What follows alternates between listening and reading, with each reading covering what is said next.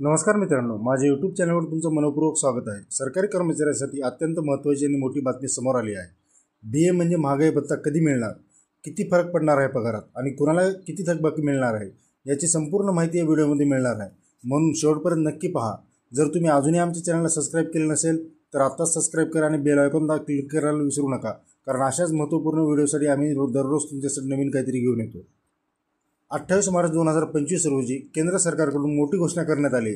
महागाई भत्ता आणि महागाई मदत यामध्ये 2% वाढ जाहीर झाली आहे। ही घोषणा पंतप्रधान नरेंद्र मोदी यांच्या अध्यक्षतेखाली मंत्रिमंडळाच्या बैठकीत घेण्यात आली। ही वाढ 1 जानेवारी 2025 पासून लागू होणार आहे, त्यामुळे 1 कोटीहून अधिक सरकारी कर्मचारी आणि निवृत्ती वेतनधारक यांना थेट लाभ भेटणार आहे। विशेष म्हणजे ज्यावेळी डीए वाढीची घोषणा उशिरा झाली आहे, सरकारने सहसा होळी किंवा दिवाळीपूर्वी ही घोषणा करायची परंपरा होती, पण यंदा ही घोषणा मार्च अखेरीस आली, त्यामुळे आता एप्रिलच्या पगारात वाढलेला डीए लागू होईल आणि जानेवारी ते मार्च 2025 या तिन्ही महिन्याचा थकबाकी एकरकमी दिला जाईल। मात्र यावेळी फक्त 2% वाढ जाहीर केली आहे। कर्मचाऱ्यांमध्ये नाराजीची सूर आहेत। ही वाढ गेल्या 7 वर्षात सर्वात कमी आहे। आता हे डीए 55% पोहोचला आहे।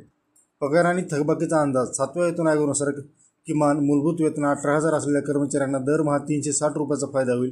त्यामुळे जानेवारी ते मार्च 2025 या महिन्यातील 1,080 रुपयाची थकबाकी मिळेल। पेन्शनधारकांना किमान 9,000 पेन्शन असल्यास 540 थकबाकी एप्रिलमध्ये मिळणार आहे। 16 जानेवारी 2025 रोजी सरकार 8व्या वेतन आयोगाची घोषणा केली।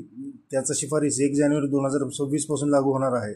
त्यामुळे आता यंदाच्या दिवाळीत ऑक्टोबर ते नोव्हेंबर 2025 जाहीर होणारी डीए वाढ ही 7व्या वेतन आयोगातील शेवटची वाढ असेल, असे सूत्राकडून मिळालेल्या माहितीनुसार सरकार लवकरच 8व्या वेतन आयोगाची समिती औपचारिक स्थापना करणार आहे आणि पुढील 15 ते 18 महिन्यात समिती अहवाल सादर करेल।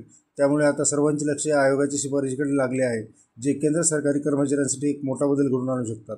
तर मित्रांनो, ही होती सविस्तर माहिती डीए वाढ आणि थकबाकीबाबत।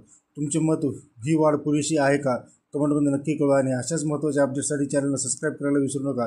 तुमचा एक लाईक आणि शेअर आमचं खूप मोठं प्रोत्साहन आहे। पुन्हा भेटू एक नवीन माहितीनुसार व्हिडिओसह। तोपर्यंत धन्यवाद। जय महाराष्ट्र।